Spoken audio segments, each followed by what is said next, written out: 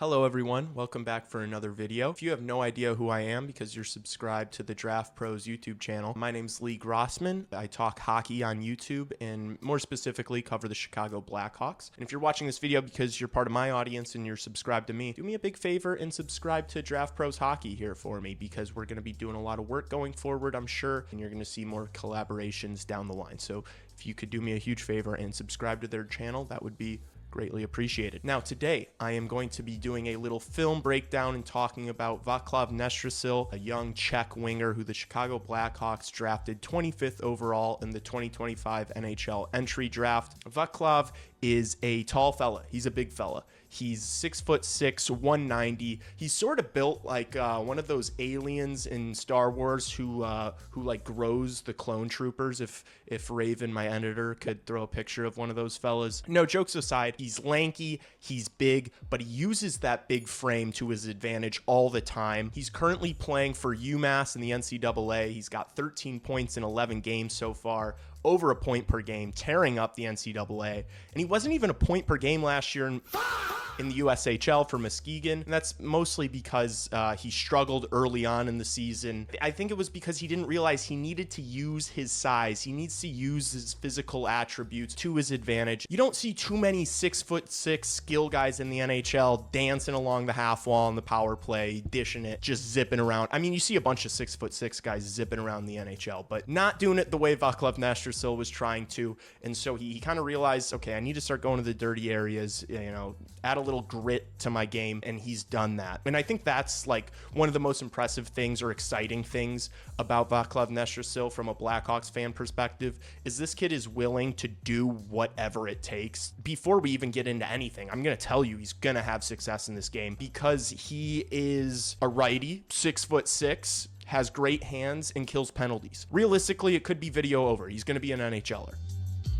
right? I mean, righty, 6'6", good hands, kills penalties, goes to the dirty areas.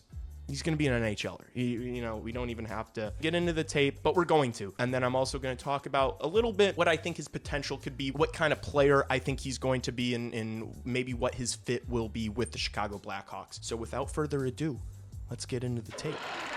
All right, I'm up here. Hello. I know I'm very small in this corner. Hopefully my little box in the corner here does not keep you guys from being able to see the play because I've struggled with this in the past. Look, man, I'm going to leave my camera on. I'm not just going to talk over the tape. I think that's lame. I want you to see my face when I react to these goals, okay? Before I click play here, it's going to be mostly offensive clips first, and then I snipped up and cut up a few clips to kind of show some of the more intricate parts of his game, some of the, you know, the finer details, maybe some defensive stuff and whatnot. So just letting you guys know ahead of time. So let's get into it. First play here. So he's right here above the circle. He's going to stay high here. The other team's going to try to get the puck out. You'll see he intercepts the puck here. Gets on it, rips it.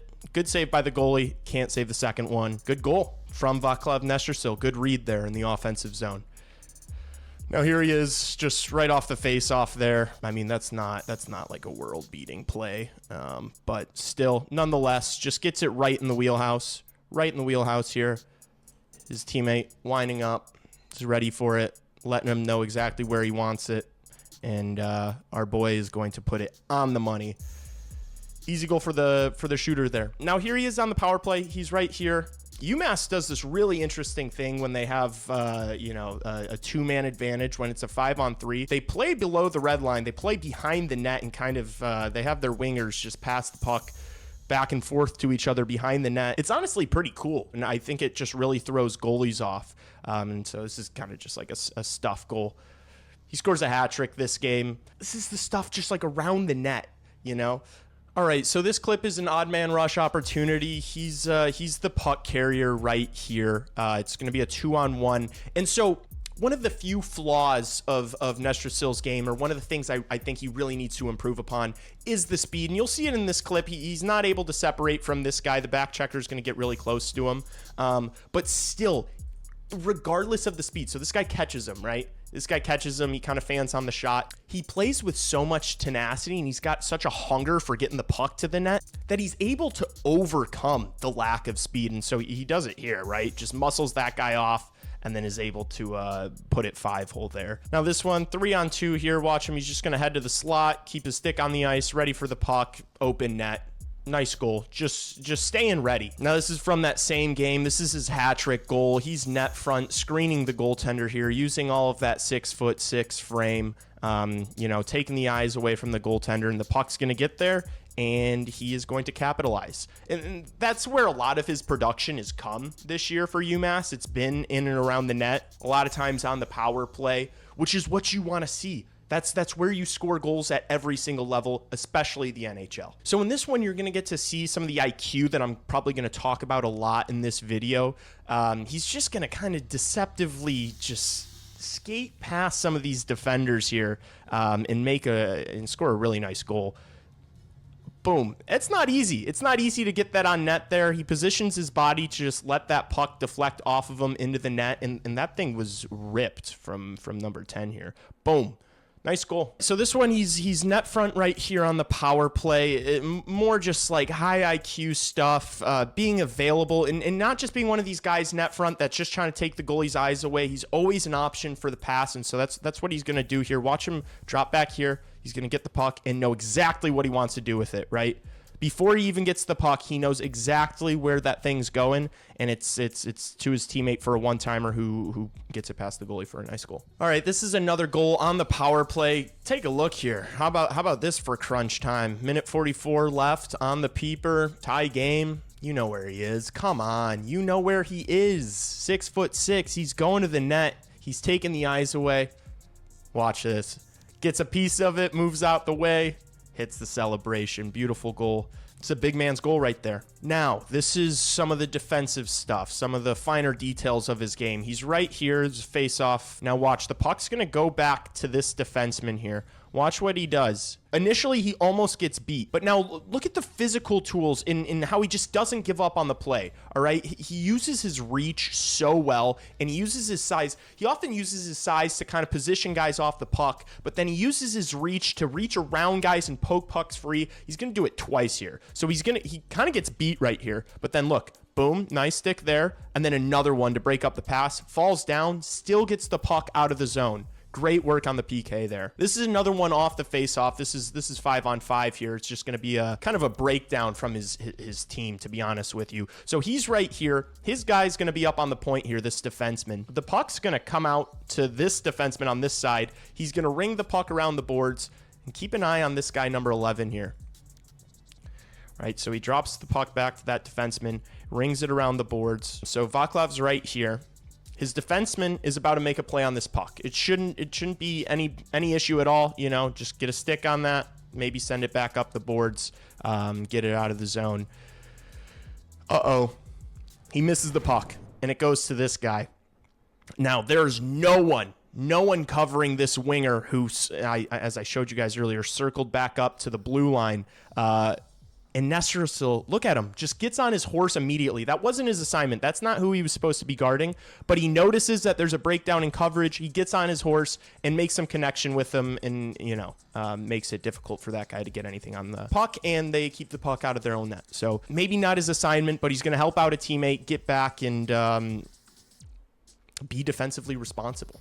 That's how you get playing time in the NHL, is coaches see stuff like that, and they have confidence to put you out there in different situations. So it's good to see from a young 18-year-old playing his first year in Division I hockey. All right, now this clip probably best displays his all-around game and everything he brings to the table. So the puck's being rung around here. He's going to come in off screen, lay a big hit, boom, stand that guy up. Puck has to go the other way, stays engaged on the forecheck. Maine's going to break the puck out. He's over here. His teammates are going to win the puck back. They're going to get it to him in a sec. Watch this play he makes right when he gets over the blue line.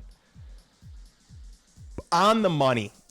On the money. Look at that pass. He's got great passing ability. He's not just a great stick handler. He doesn't have just great. He's a really good passer of the puck, and he's got decent vision as well. All right, this one, it's just a quick one, just to show you the nifty hands. He's got so much sauce, man. Especially for a big body. I love it. A little behind the back. How you doing? Let me pull that back. Whoop. See you later. Out of the zone. Carries it up. Just dumps it in. Great play. All right, so this play it's an extended clip of one of the goals we saw earlier. I think it was actually the first goal I played. And this is the build up to it. I think it's worth noting. So his teammates dump it in. He's right here. He slams his stick on the ice just to, and I want you to see that again, just to let him know, hey, send the puck around this way. I'm over here. Keep the cycle going. They do. They listen to him. And he does that a lot. He uses his IQ to help direct traffic, to communicate with teammates. And he doesn't always just like verbal it. He'll use his stick. You'll see him on the penalty kill using his stick, pointing at guys, pointing out different defensive assignments. I think he just sees the game and reads the game better than most players. And so he doesn't just keep it to himself. Right? He tries to share as much information with his teammates in real time, and it's great to watch. And so the puck's going to go around in the cycle here. And now this is where he goes up high, wins it, gets the puck on net. His teammate scores the goal. All right, so now that we've seen some tape and some highlights, I want to talk about some things that I think Vaclav can improve upon. The first being the speed, the initial burst, the stride, all of it, I think he can get significantly better at, and I think he will. But as of right now, just watching him, he's not at NHL pace yet, but I think he will get there, because as he continues to ascend in his career and get to higher and higher levels, he's just going to get better and better coaching and more resources at his disposal. So I'm not overly worried about it. He's 6'6", he's a big guy. It's going to be harder for him, but I do think he can get fast enough. And you might be wondering, well, Lee, if this guy's, slow and this is such a problem, why is he having so much success in the NCAA, right? They're pretty good skaters in that league. The reason is because his hockey IQ is just so high that he's able to read plays before they happen, and it helps him out all over the ice, right? It's not just in his own zone. Like that's not the only reason why he's a good penalty killer. It's also great for when he's on the forecheck, because he'll read what he thinks a defenseman's gonna do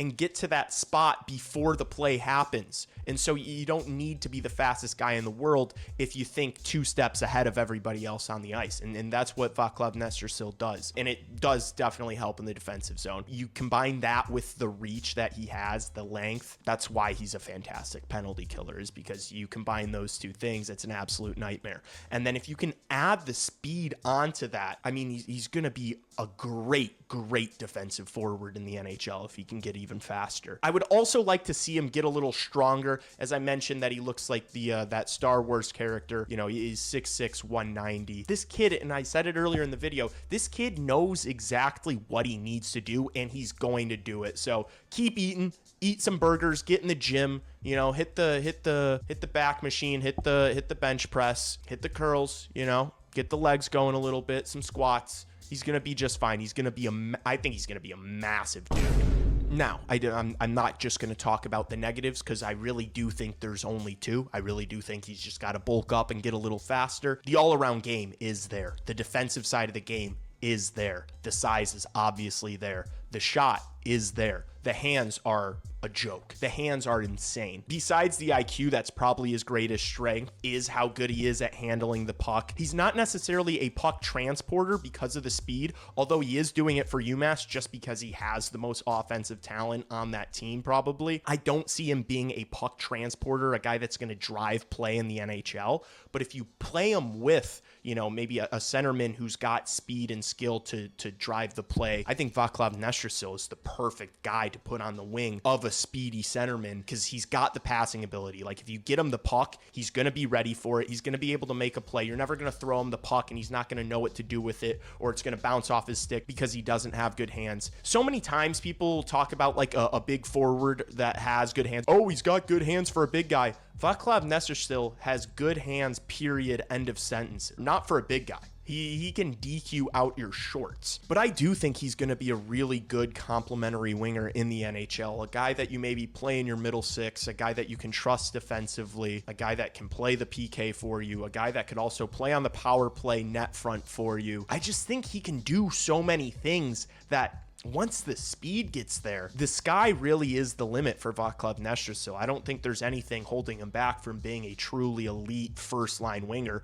But if he can't level up his speed enough to make him an elite player, I think you've got a surefire, middle to bottom six guy that can play two ways. But the thing is he's got the skills to play alongside really high skilled forwards because of the hands and because of the passing ability. So I would love to hear what you guys think his potential is, what kind of player he can be, whether you think he's going to develop the speed and the strength to be a potential top six forward, or whether you think he'll be more of a bottom six role player. I think there's options with him. Like, I just think his floor is so high, and I think his ceiling's really high as well, but more specifically his floor I just think is pretty high because of the hockey IQ, because of the size, and because of his dedication to the game and his dedication to getting better. I think that once he puts on the weight, he'll just be running guys over, because we're already seeing it at the D1 level, where even though he's 190, he's hitting guys and making them fall over. And so if he can put on like 20, 30 might be tough, but if he can put on like 20 more pounds, that's going to be a force to be reckoned with.